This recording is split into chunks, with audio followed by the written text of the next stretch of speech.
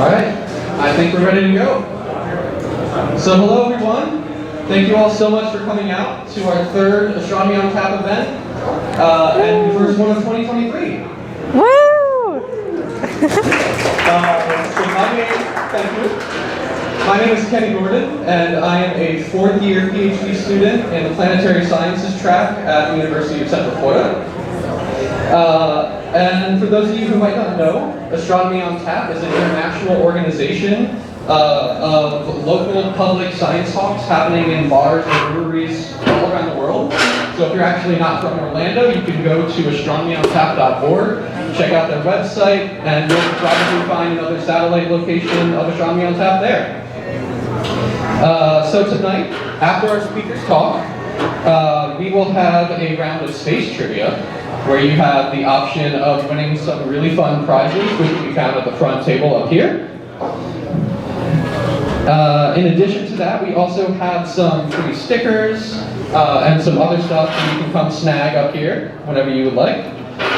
And as we are a public education organization run entirely by grad students at UCF, we would actually very appreciate any donations that you'd be willing to give. We have a Cashapp, and our label is AoT Orlando, and we also have a donation jar at the front table up here as well. And then, of course, be sure to follow all of our social media to keep up to date with our future events. And then following tonight's event, we will also have telescopes set up out front of the brewery for some stargazing.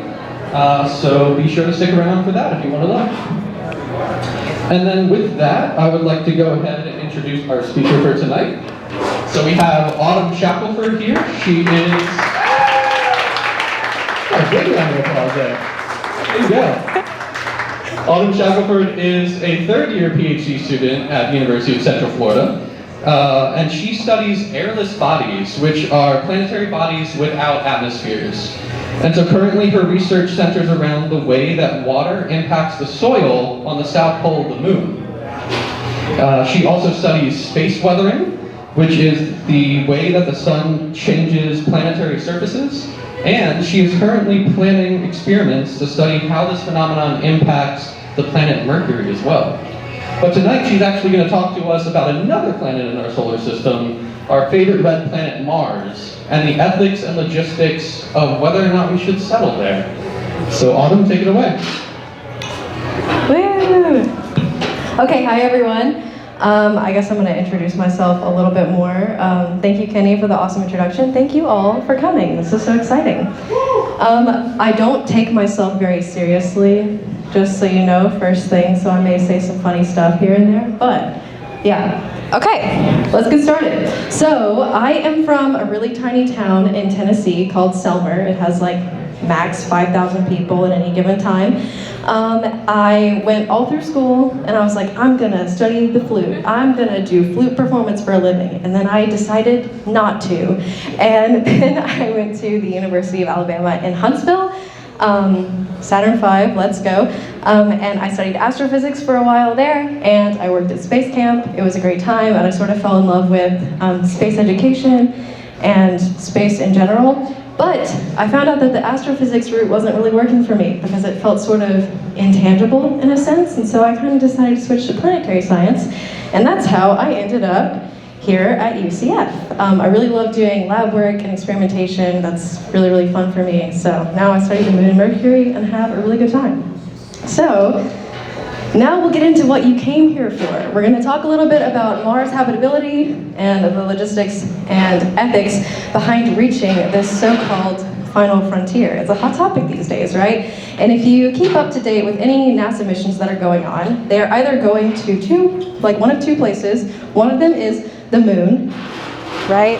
And then the other one is Mars, all right? So there's always a lot of stuff going on, so we're gonna talk a little bit about that. All right, so I have some questions for everyone to keep in mind while I go through this presentation, okay? Also, if you have been at UCF for a while, you have seen most of this presentation before, but in a much more hardcore sense. This is the cool, friendly version. First question is it necessary? Should we go to Mars? Should we try to create settlements?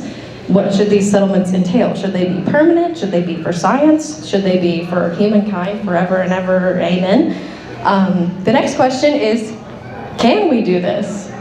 We'll sort of talk a little bit about what it would take to transform Mars into a planet that we could live on for a long period of time. So it's like, is it something that's actually like tangible? Is it possible? Can we do it? And then the last question is, should we do it? I think nowadays, a lot of people tend to see Mars as this next place to go once the Earth dies, okay? But the Earth is really cool, right? And we should keep up with the Earth. You know, we should make sure that the Earth is happy and everything too. It's also a planet, and it's a really cool planet, because as of right now, it's the only one that we know for sure can harbor life for an extended period of time. So, all right, here's an outline of what we're gonna talk about. What does it actually take to create a settlement on Mars? What are all of the things that we have to take into account to be able to do this? Next, what would it actually take to do so, right? So we have like logistical considerations and some proposed methods and strategies of how we're gonna do this, as well as a consideration of resources, so all of the things that we as human beings need to survive and do science and things like that on the surface. Next, we'll talk about the impacts that settling could have on humankind and also on Martian kind, if such a thing exists, okay? And finally, we'll have a little discussion at the end, or discussion throughout. I welcome interruptions at any given time. So we'll sort of be like, hey, should we settle on Mars? Maybe, who knows? That's where you guys come in, we get to talk about it. Again, I welcome interruptions at any time. Raise your hand if you have a question, yell at me. If you hate what I just said or something, we'll have a good time, it'll be fun. I don't want this to feel like I'm just like talking at you for the entire experience. Okay, so do we need to create settlements on Mars? Is it a goal, a dream, or a necessity? Is it the next step for humankind? So if necessary, why is this actually necessary? Does anyone have any really strong feelings about like why it would be necessary that we go to Mars? Fun. For fun? That's a good answer. To prove that we can is another really common one. Science. Science, I like that answer. Science is always a good answer. Increasing defense against alien invaders. That too, yeah, why not? Okay, yeah, totally. Yeah, there's a ton of things that we can do on the surface of Mars. It'll all be really, really exciting. So let's talk about some more reasons why it could be necessary, right? So the survival of humanity. I kind of mentioned this a second ago, but like a lot of people are like, if we kill Earth, we have to go to Mars. How about we not kill Earth first? I feel like that's a really good option. But next thing is like exploring potential life, right? Mars is like a really cool planet. As we study it more, we see a lot of things that we, couldn't see in the past. So like, there's ice at the poles, and this ice changes, over the course of like time on Mars on a measurable scale. So like from the 80s until now, we know that ice on Mars has shifted and changed and things like that. Don't know how yet. We're looking into it. Other things, some people think that maybe Mars could have like an ancient subsurface ocean. There are a lot of theories and stuff out there of things that could be going on. We know that in the past, possibly, if we're sort of talking about like, wow, why did I just forget the name of it? It starts with a J, someone say it, Delta. We're there right now. Yes, Jezero Crater, Jezero Delta, right. It's like an old riverbed, and we see some like sedimentary rock and things there that are like, oh, cool, maybe this is an old riverbed, maybe life existed here at one point, and that's really exciting. Another really awesome thing that everyone likes to talk about when it comes to exploring space and new technology is that when we explore space, we tend to come up with a lot of new technology to heighten our quality of life on Earth, right? So you know the weather today because we went to the moon, right? You have an iPhone and a computer because we went to the moon.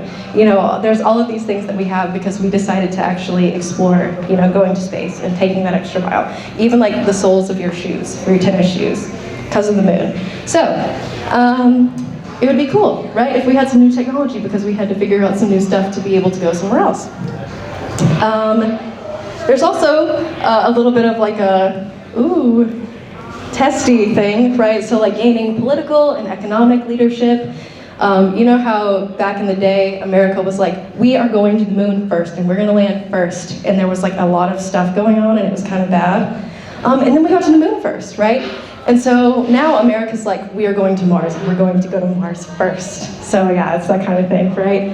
And then finally, we could have a more united and like forward-looking society. So maybe if we decide to make it less about political and economic leadership and more about humans are going to do something cool, we could have a more united society, right? And that would be cool.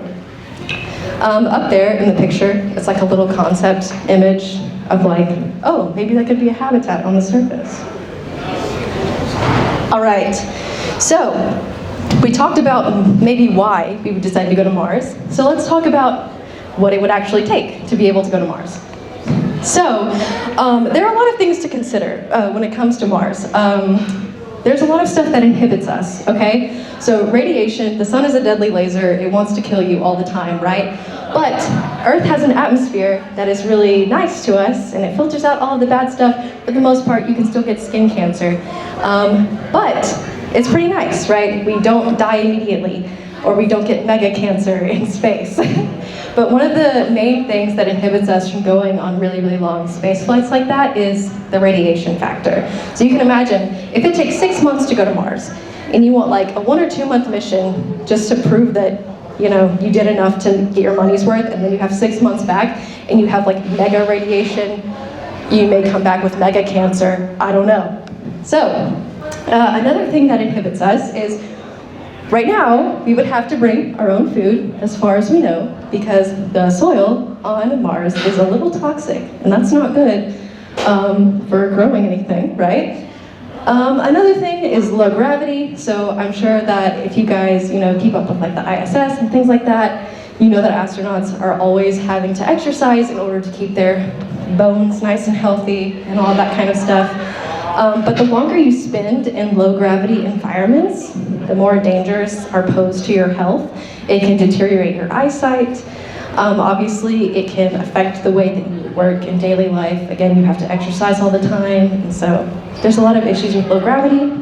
Another thing that some of you might not know about is a weak magnetosphere. And essentially, a magnetosphere is this thing that like protects you from the sun. It's like a magnetic field around a planet that will hold in the atmosphere and like, you know, sort of like blow off some of the sun's crazy stuff that we call the solar wind. It's a bunch of like ions and radiation and stuff that's like always hammering planets throughout the solar system. So if we don't have a good magnetosphere, again, mega cancer and other problems. Next thing is a lack of readily available water. That speaks for itself. There are no oceans and lakes on Mars as far as we know it. So, yeah, cold temperatures. It's cold. That's it. Next is atmospheric pressure and thinness.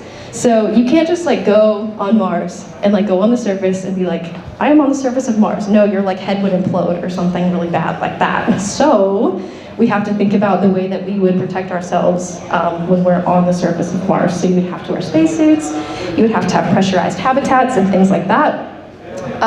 There's also the problem of a lack of oxygen. We have to breathe, again. And then reduced light levels. So a lot of the time, humans get really sad in the winter. It's this thing called seasonal depression. Don't know if anyone's familiar with that one, but if you are, you may understand this. Or like in the summertime, we all probably live in Florida, right?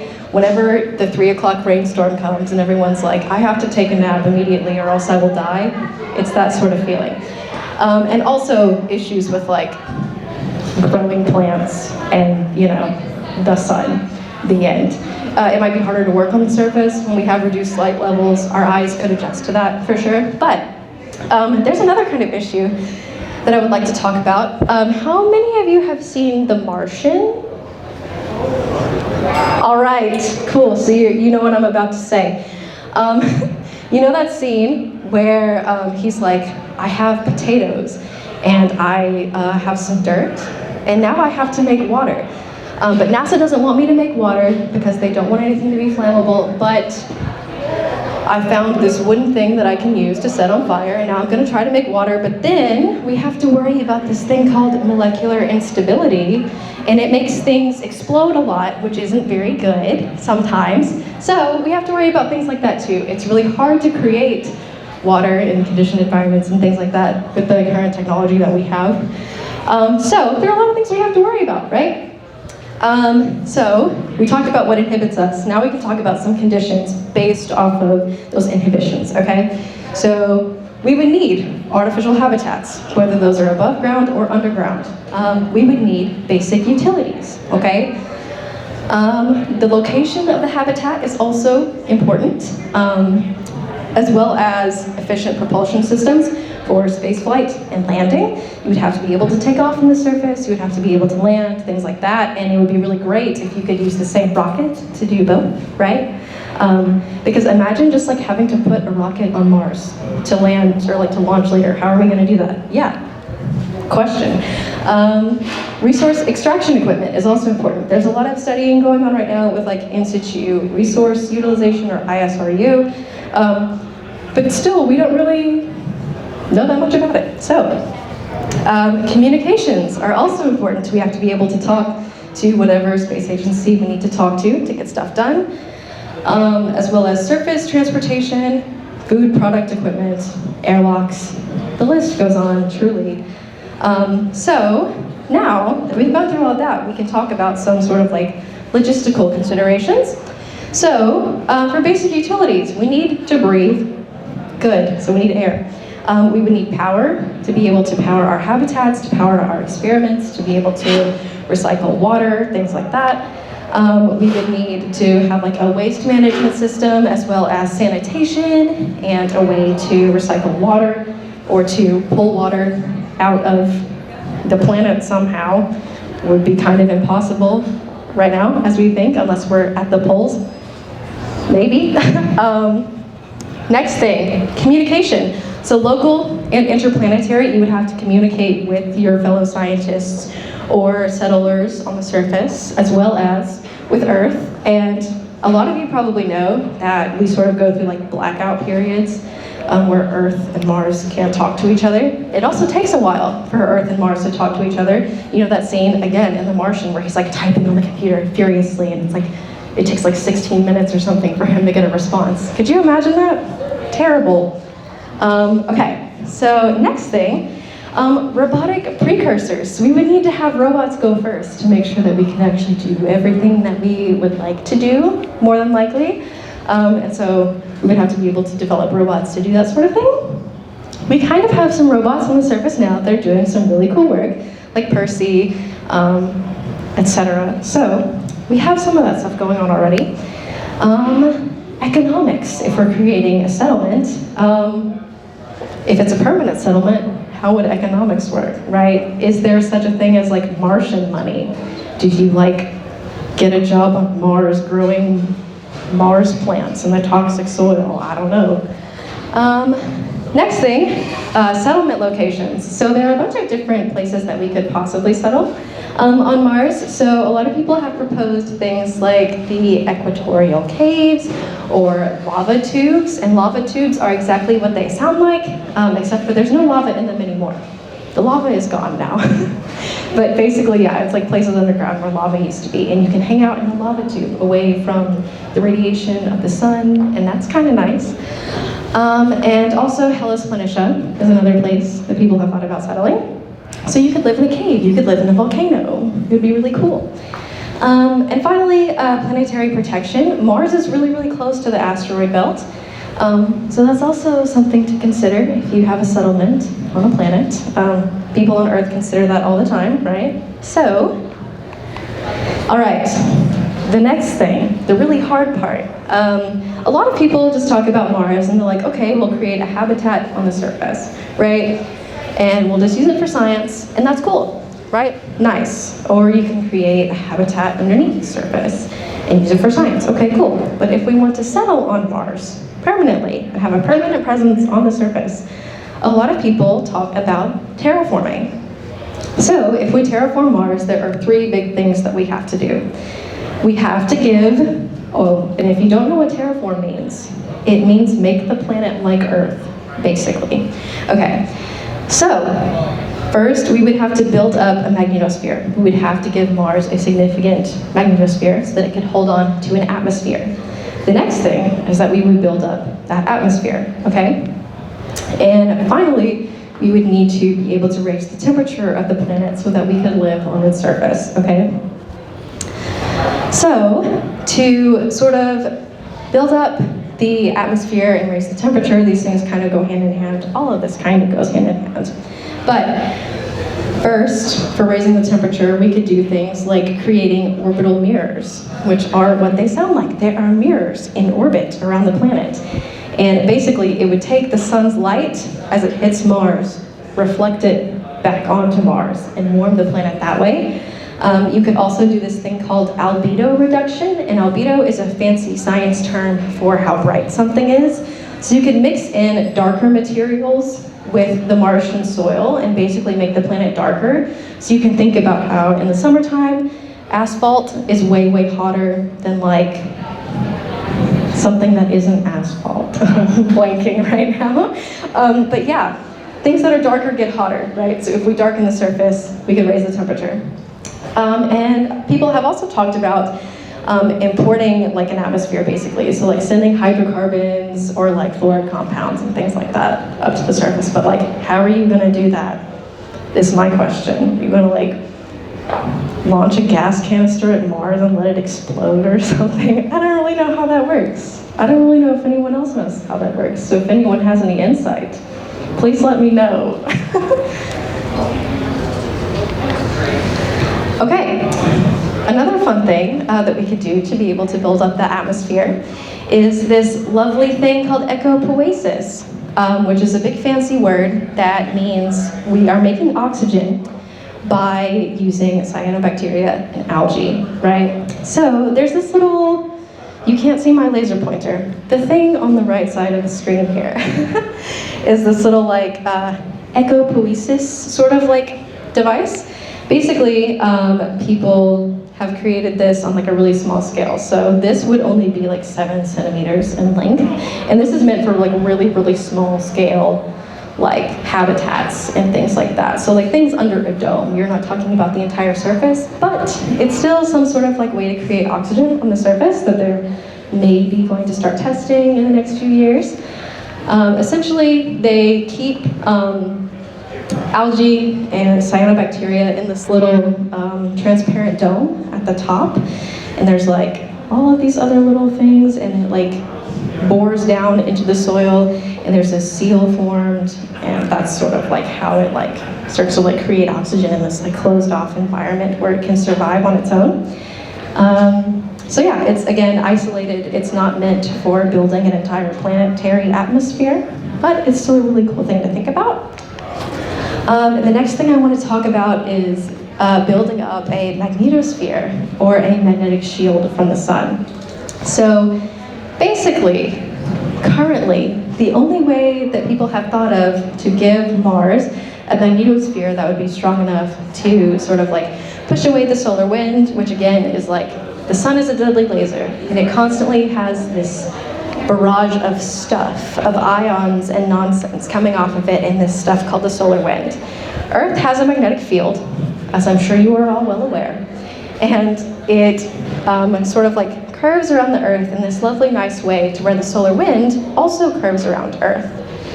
If you've ever seen like the Northern Lights or pictures of the Northern Lights or an aurora, that's like a phenomenon from the solar wind. The solar wind ions actually interact with materials in our own atmosphere, and those glowing colors are from like the way that the solar wind interacts with specific elements and things in the atmosphere. So the Earth is able to like curve most of that, and it's nice. Yay! The sun doesn't want to kill us. Well, I guess it does want to kill us all the time, but Earth doesn't let us kill it let it kill us all the time. So yeah, Mars isn't as lucky. It doesn't have a good magnetosphere, so we have to build one. And basically, The way that has been proposed so far is to take a really big magnet, I'm not joking, take a really, really big magnet and put it in this gravitational parking lot, or a Lagrange point as we call it. So basically a Lagrange point is a place in space where gravity is the same on all sides. So whatever you put there basically stays put. Basically, it can move around a little bit, but it basically stays put. So if we put a really big magnet in front of Mars, then we can create a magnetosphere. Nice.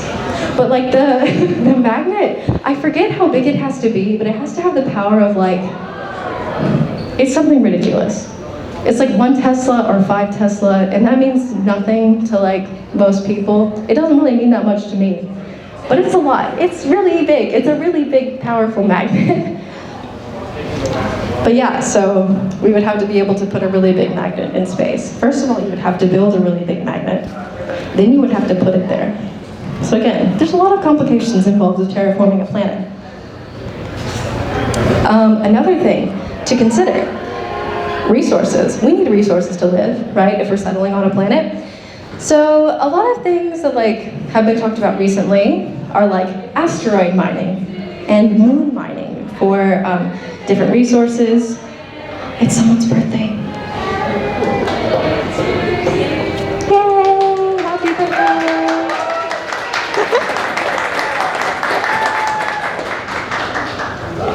Okay, where was I? We're digging holes on asteroids and taking stuff out of it. My question about asteroid mining is, if we take all of this stuff out of asteroids, let's say asteroid whatever has 1 billion pounds of gold on it. That doesn't make any sense, but bear with me. We bring the gold back to Earth and everyone's like, we have all this gold. Okay, we have all this gold. Gold is meaningless now. Right? Asteroid mining confuses me. If anyone has anything to say about asteroid mining, yes. The most precious resource outside of the Earth's atmosphere is water. Asteroids have water. If you can take it from asteroids and deliver it to Earth orbiting satellites, that would be a self-sustaining space economy. And it won't matter what the price on Earth is. Besides, we've got plenty of water here. That's true. This is true. Things like water and carbon dioxide and things like that are really, really great, right? But a lot of people, I guess, if you think about commercial space and stuff, they're always ooh, precious metals. Water's the coolest thing right now in space. Come on. So yeah, there's a lot of stuff people are talking about. Also, in situ resource utilization, or mining for mining asteroids and mining things on the moon, is still pretty far out so far in technological developments and things like that, but it is a really, really exciting thing to start looking into. Like Umberto said, it would be really, really cool to be able to take water off of these bodies, because one of the ways that we think we got water originally was from asteroid impacts and cometary impacts here on Earth. So, another thing to consider for resources, money, etc., is space tourism. I'm sure a lot of you guys have seen that rich people like to go into suborbital flights on some rockets, so maybe one day that'll be more accessible to all of us if we can decide that we will take a nice little vacation to Hellas Planitia or wherever we want to go. Another thing, orbital stations. So Alberto was sort of alluding to this in what he said. There are plans to create different things called the Gateway. So basically we'll have another International Space Station type thing, but less international, maybe, question mark, around different bodies in the solar system. So this has been proposed for the moon. It's also been proposed for some of Mars's moons, so Phobos and Deimos, so that we can sort of do things along the way before we get to the surface. There have been propositions to land on Phobos and Deimos before going down to the Martian surface, because it might be a little safer and things like that. So orbital stations are something to consider as well. You could also do science on those orbital stations in different environments that are not exactly we only have had orbital stations in low Earth orbit. So it would be really cool to be able to do science in different environments.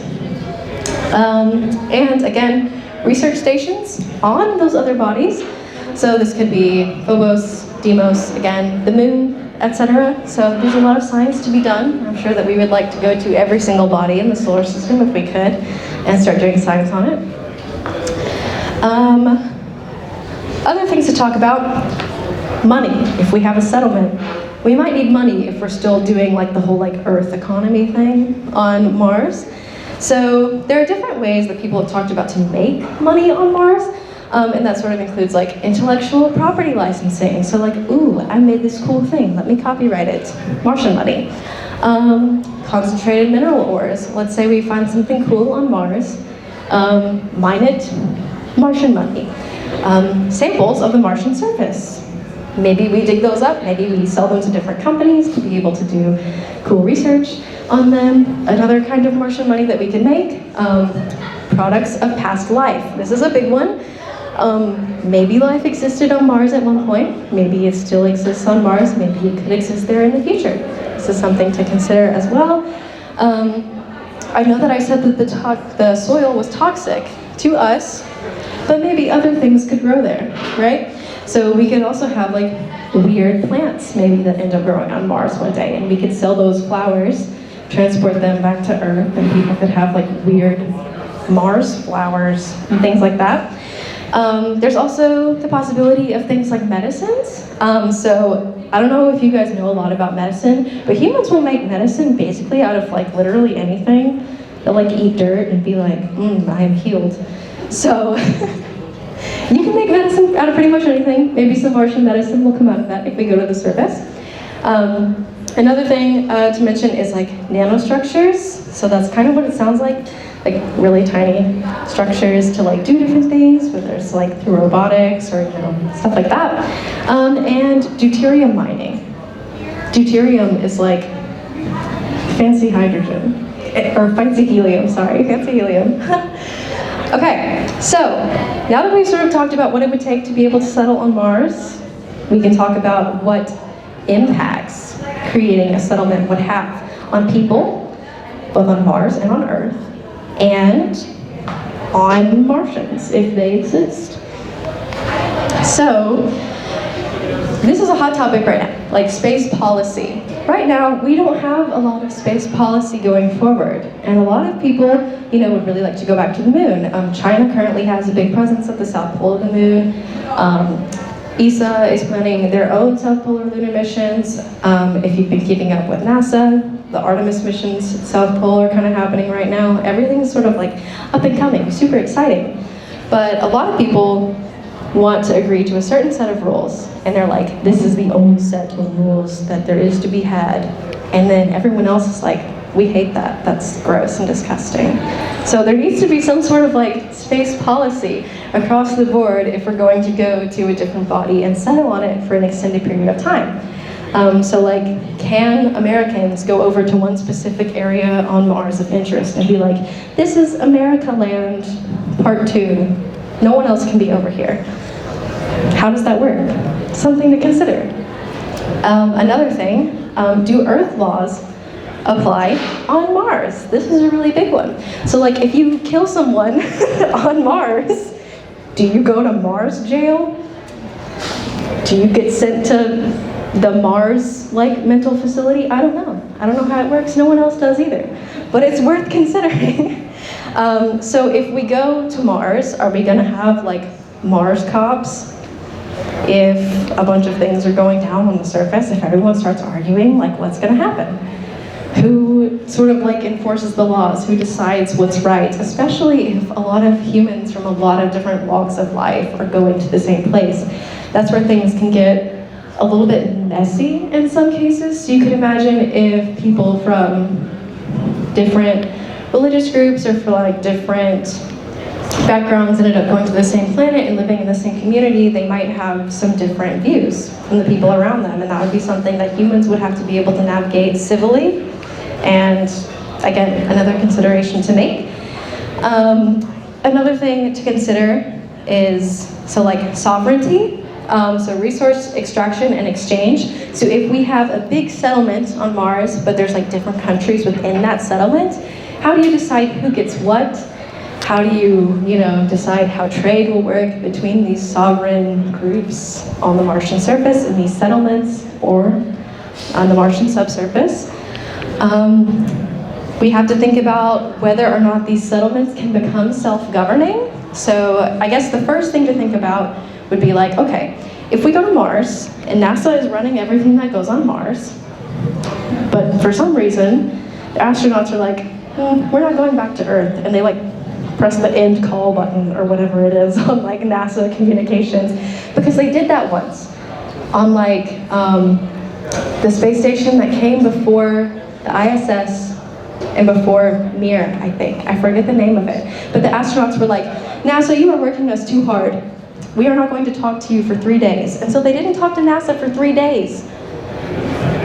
Okay, so what if the same thing kind of happens on Mars? At that point, maybe the astronauts were self-governing on this space station. Maybe Martians, Earthlings that become Martians, decide to become self-governing once they're on Mars. Maybe they decide to do their own thing. Who knows? Can that actually happen? Another thing to consider is like human rights. Let me check my next slide. I talk a little bit about that more in the next one, so we'll sort of get into that more in a little bit. And something else to really consider, I think, if we're settling on another planet is like birth complications. So I recently talked to a group of 6th graders, and they had this debate going of like, okay, if you were born on Mars, would you be okay? And could you come back to live on Earth? This is a really big consideration to have. If you're a human meant to be born under Earth-like conditions, what happens if you're born under Mars-like conditions? This is another really big thing to consider. Okay, so now we'll sort of get into the ethical side of things, which is the spicy side of things. I think I touched on this a little bit before, but of course, humans have different thoughts, right? Like we choose different religions to follow, we have different ways that we judge people and judge ourselves, we have different lifestyle choices, honor codes, and things like that. So if we have these differences, we have to be able to reconcile them, and sometimes on Earth, we're not very good at that. So we would definitely need to be able to do it if we were all in one settlement on Mars, hopefully. Again, human reproduction. Let's say that all Martian children, so you're a human but you're born on Mars, are Martian children Earthlings. We're going to assume that they're all okay and they all come out perfect and everything is great. If the Martian child is like, I hate Mars, I want to go live on Earth, what do you say? I don't know.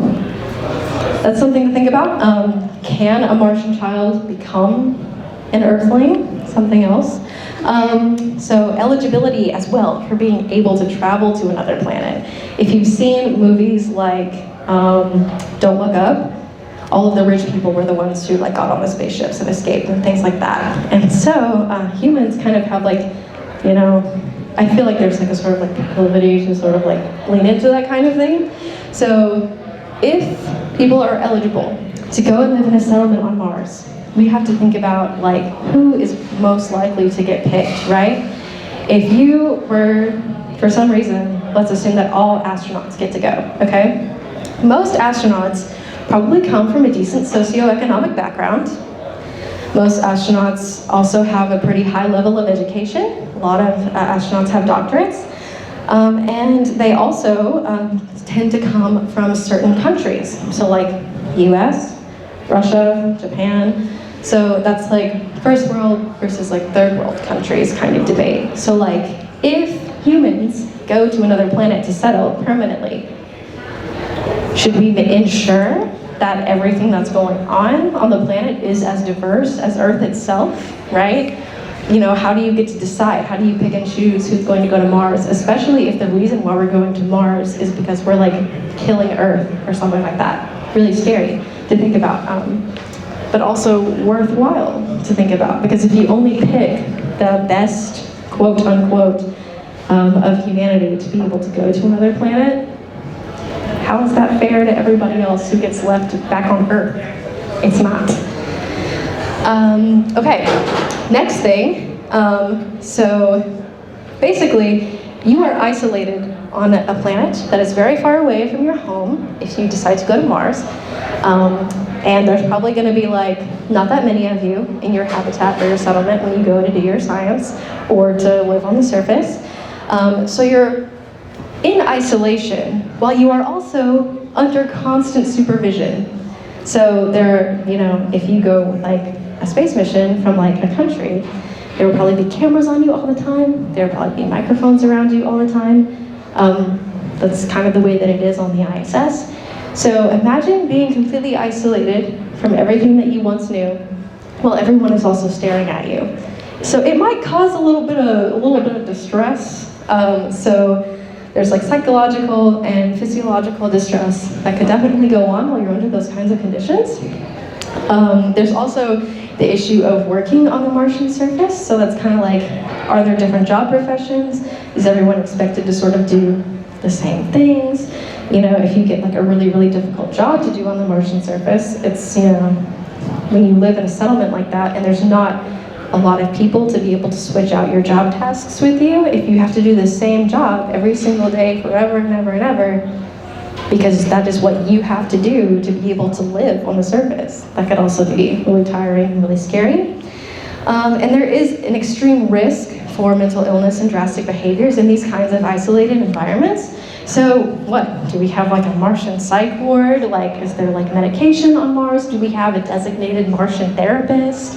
And Martian prison, like I mentioned before, if someone like snaps and decides to go crazy while they're on Mars, what happens?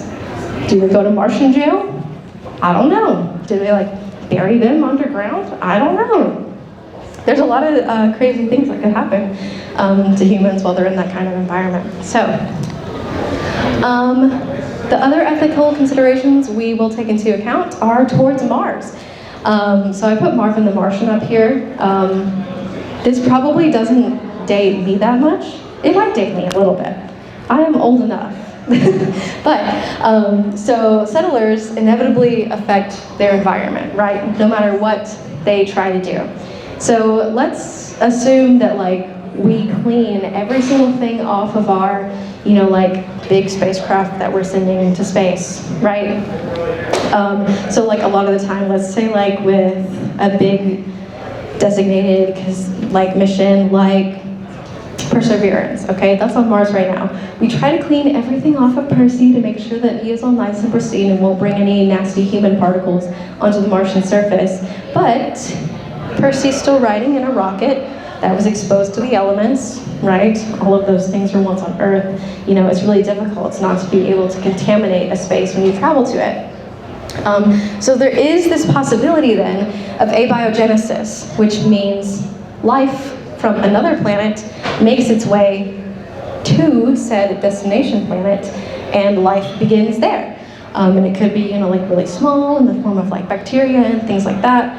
But again, it is a possibility that we would need to be able to, you know, consider. So like, what if one day we're like, oh my God, we found life on Mars, but like we accidentally put it there like 30 years ago, you know. And then the biggest and most fun possibility, I think, is that of native life.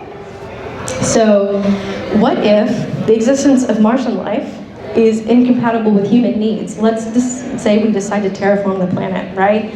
And then all the Martian life is like, all right, I have to die now. What then? We just killed, you know, we committed planetesimal level genocide at that point. And is it possible to discover this life before we change it? That's another really, really big question. So if we go to another planet and we're able to actually discover that life, has it already changed just by interacting with us in a way? Because, you know, if you think of different environments on other planets, that's basically pristine, especially on bodies like the Moon and Mercury. So like things really don't change for a prolonged period of time because there's no like geological stuff going on, there's no like weather going on. So basically we're looking at a time capsule when we look at planets like that. Mars still has a little bit of stuff going on. There's dust storms, there's migration of volatiles or ice on the surface and things like that, but there's nothing really geologically going on, so you can basically say that like most of Mars isn't changing all that much. Maybe it is, maybe it's not. But yeah, so would we be able to change them just by going there? And if we actually find life on Mars, should we protect it? Should we make initiatives to be able to protect this kind of life and make sure that we don't, interrupt its way of existing? And finally, does our survival come before its survival? So if we discover life on Mars, but it's like the thing or something, and it decides to come into our habitats and kill us, if you've seen that Antarctica movie from a million years ago, does our survival come before its survival? It's a big thing to sort of question. So, I know that our gut instinct as humans is to protect ourselves, right? We want to be able to live, we want to be able to keep living, but if there is one big Martian alien and there are a bajillion other humans on Earth, that's kind of what goes on at that point. Again, space policy is something that we haven't really delved into a lot as humans because we haven't really, everything has sort of progressed very quickly, right? So it was only 50 years ago that we landed on the moon for the first time, right? All of that sort of ended in 1972, and we haven't really been super planet-faring since. We've sent probes and things like that, and we've done a lot of spacecraft missions and really awesome work within the solar system, but no human stuff. And when you add humans, that's when it gets really complicated. So it is really important to be able to start considering how humans will fit into this whole becoming a sort of interplanetary species sort of thing. So we'll come back to these questions that I asked at the beginning of the presentation.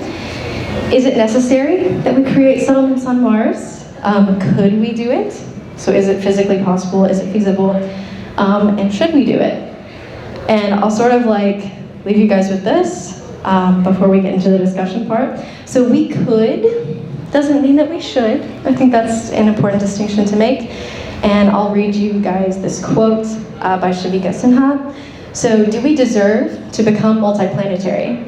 So let us become productive participants in this glorious dance of life.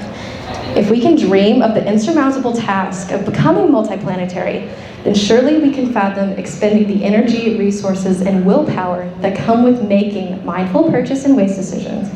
If we can succeed in preserving our current planet and its ecosystems, we can save human consciousness and the integrity of our values. So I think we should go to Mars. I think we should do science.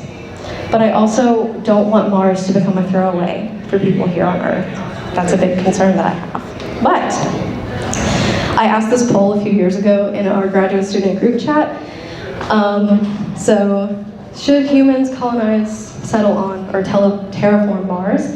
2 people out of 1, 2, 3, 4, 5, 6, 7, 8, 9, 10 said big no. 2 people said, yeah, we definitely should. 4 people said we should visit Mars, we should do science, but we shouldn't settle on the surface. And then 2 people said, I don't care. So I'll sort of leave you with that. It's all across the board. People have a lot of differing opinions on this, which is why the discussion section here, I think, would be really fun. So I have some questions. You guys can take a look at those if you want, but I would like to open it up to everyone now. Do we have 2 microphones? Is that a thing that we are... Okay, nice. We have 2 microphones. Someone can bring a microphone around to you if you have a question. And keep in mind that Mars is not my specialty. I'm just having a good time. So.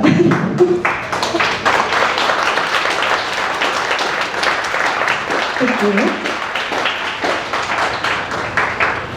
If anyone has a question, I can bring the microphone around. Or if anyone wants to speak to any of these questions listed up here or on the projector back there, just let me know. Or if you want, you can come up here and snatch the microphone out of my hands and take it over.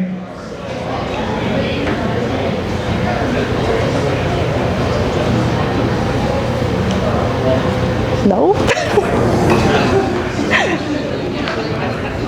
How long did I talk for? This is a question that I have. Oh, that's pretty good. Wow, I talked for a long time. I think one of my favorite questions to ask maybe is what occupational positions would be essential for a one-way mission. So assuming we go there and we stay there, what people definitely need to be on Mars? Opinions are welcome. Doctor, okay. 2 psychologists, one therapist and the other one. 2 psychologists, backup therapists. I think we might need some engineers there to build some stuff. Definitely, engineers are always good. We had a botanist and an engineer in the form of Mark Watney. Was that it? Yes, in The Martian. Chemists are really important. Oh, I was going to say, on the topic of how many people, well, changing to the topic of how many people, that was interesting as well, because then you get, if you have only 3 people, that might cover occupation, but then they might not get along, or they might pair up and one person's left out. So that's another consideration. Yeah, people are fickle, aren't they?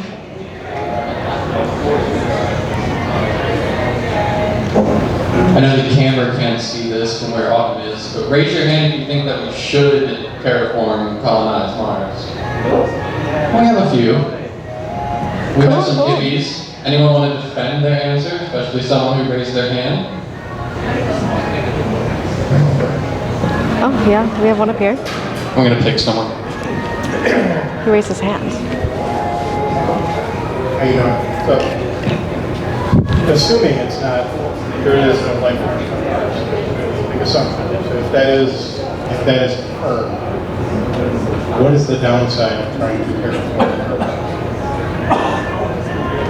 What ethical problem is there with a lifeless rock being transformed to the point where it can relieve the pressure on this planet and make this planet last resource-wise a lot longer than it would to wait for 100 Yeah, that's a really good point. If we could use Mars as another resource location, because like there are a lot of humans on this planet, and we're pretty far past the recommended carrying capacity of the planet in general. We have a lot of people, we have limited resources. That's really something to consider.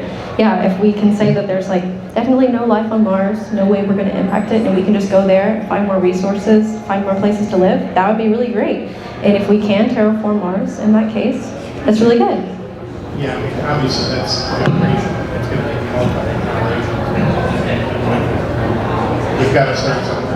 Yes, definitely multi-generational, but you're right, we do have to start somewhere. And that's why we have so many missions going to Mars all the time. Everyone is if anyone wants to check out the planetary decadal, it's basically every 10 years, people in the planetary science community get together and say what we need to study. Mars is number 1, number 2 on the list, basically, for right now. So everyone's really excited to start sending stuff to Mars, and we're really excited to start getting Martian sample returns. So that will be very exciting in the next decade. So the first thing I was going to say was just piggybacking on what he said, what constitutes life on Mars, and whether it's up to us to damage it or change it. If it's just single cell, organisms, are we committing genocide? You can't go there and not change it. It's just not going to happen, right? Yeah, definitely, and that's a really good point to bring up. So I think that even if the microorganisms, if they're single-cell organisms that live there, it's still life on a planet that isn't Earth, right? And so the idea of discovering life in another place is really exciting because we can see that life can evolve in different places under different conditions. And so that's something that's definitely worth studying, and I think it's scary to damage that, but like you said, it would be really hard to go to a planet where there is life and not already change the life just by being there. So it's a really complicated question because I think there's a ton of things that go into it, right? Right. And the other thing I was going to say is that with your first topic up there, corporations are going to ruin everything. You can't, everything's going to be monetized. And then what happens? You know what I mean? It's who gets what and all that. We're so far away from having a fair economic system or even just government system that you can run there. We have no idea what to do about it. Yeah, I completely agree. I completely agree, yeah. If, corporations and commercial space are left up to everything, they will just decimate everything. There's movies about it already.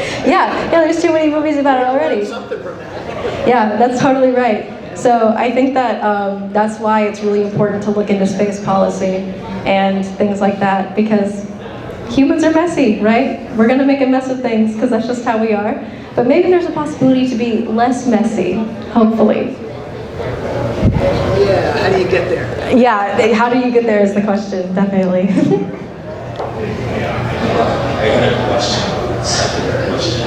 Oh, can you talk a little bit closer in the mic? Yeah, thanks. So I had a question about the second question. You say, in the event of the hospital, like what do you imagine? A long-term event or something instantaneous? Because in the second case, how do we send people to Mars in short notice? Yeah, that's a really good question. So in my mind, when I thought of this question, it was more like, we have a runaway greenhouse effect that we can predict, and we know that Earth is about to become really gross and nasty and terrible for us, so maybe we decide to go somewhere else. But also there is the option that Earth suddenly becomes inhospitable, right? And how many things do we have on standby that would allow us to go to another planet and live there? None that I know of, but the government probably has something up its sleeve that it's not telling us, or some government has something up its sleeve that it's not telling us, right? So I think that right now, with the current technology that the public is aware of, there is no way to really go to another planet and live there automatically. So let's say we have nuclear fallout tomorrow. I don't think we're going to Mars unless somebody has already figured that out and we just don't know about it. But yeah, this is more of like a sort of like long-term thing that we see that Earth is not going to be able to contain us for much longer. But that was a good question, thank you.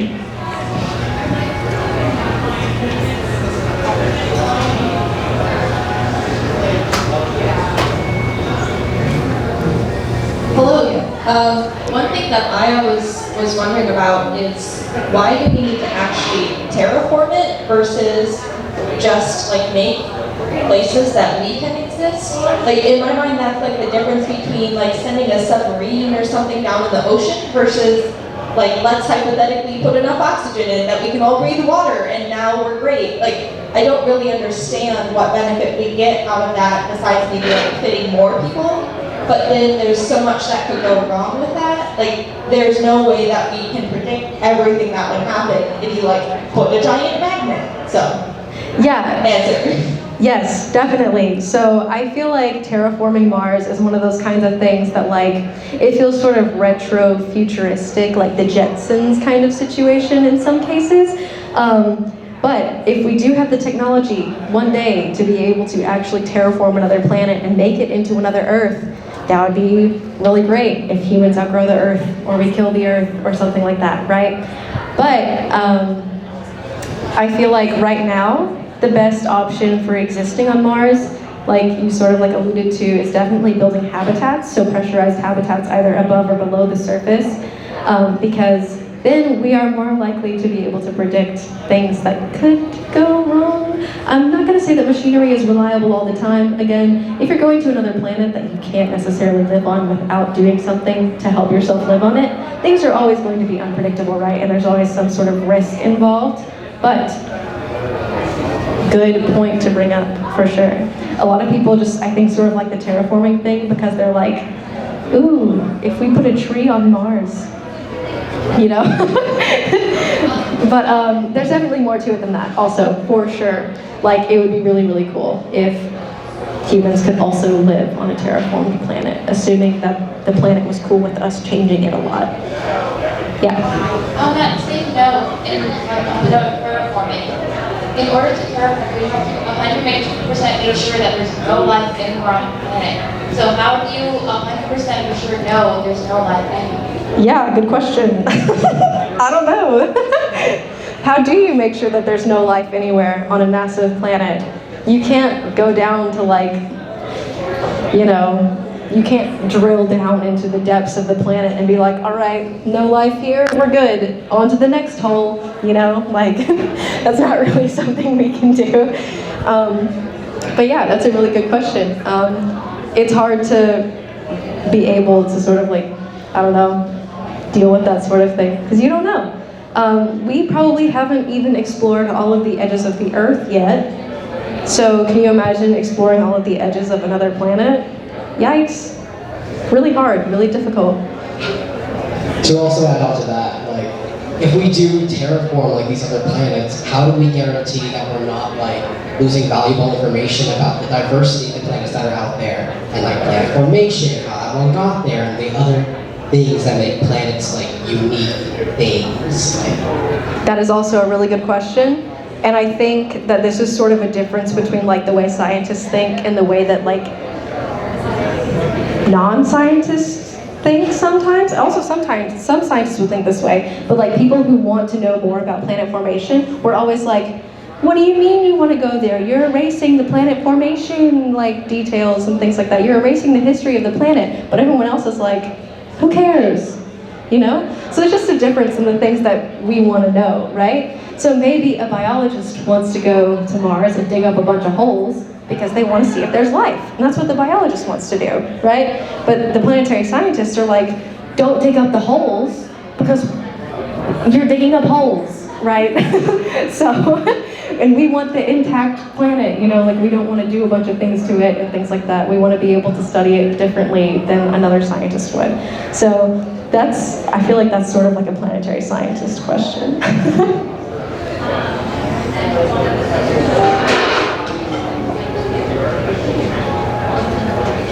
Hello. Hello? I just had a statement that I want to open to discussion. It feels to me like the technological leaps required to permanently settle and, well, A, get to Mars and B, permanently settle there are so great that once you've gotten over those hurdles, you're basically already prepared to just keep everybody on Earth alive, like no matter how destroyed Earth is. Maybe so. Yeah, maybe that's true. It's an interesting thought. Yeah, for sure. Maybe we build habitats on Earth to protect us from the runaway greenhouse effect and things like that. I don't know. But that's interesting, yeah. Also, thank you all for your comments and stuff. This is really cool. It's a really interesting discussion.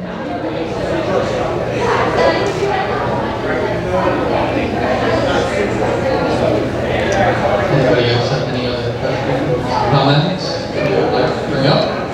No question is silly, so like feel free to ask a question even if you think that it's silly.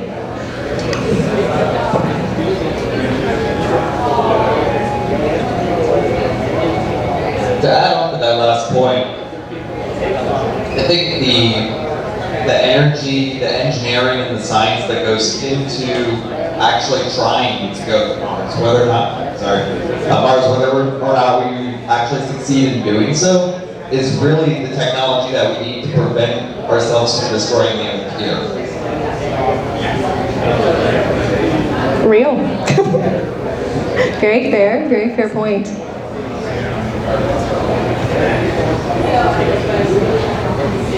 I'd just like to say that I don't know what the technological benefits or scientific benefits might be, but I'm sure that there will be, because all of our previous missions for Apollo and for Artemis especially, and some other things have really benefited society just as a whole with the scientific things that we have introduced to society. I mean, we have ballpoint pens were invented for space.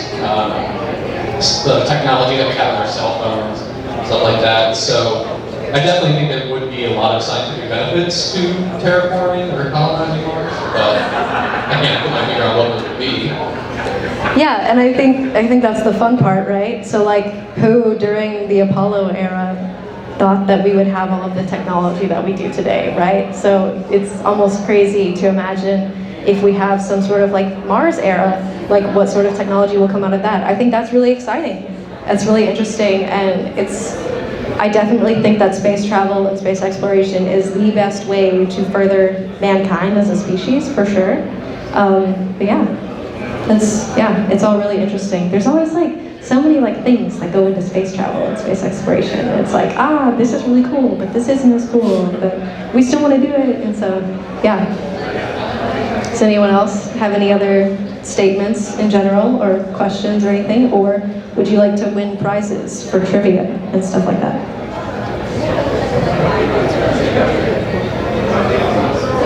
All right. Well, if we don't have any more comments or questions, Can we please give Autumn another big round of applause for her presentation?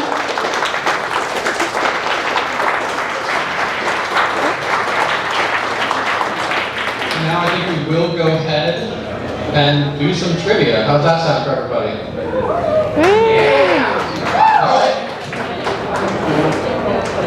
Again, if you're a grad student, you can't win. So. Yes, grad student, some professors here as well. You're free to answer the questions yourself, but not on Kahoot.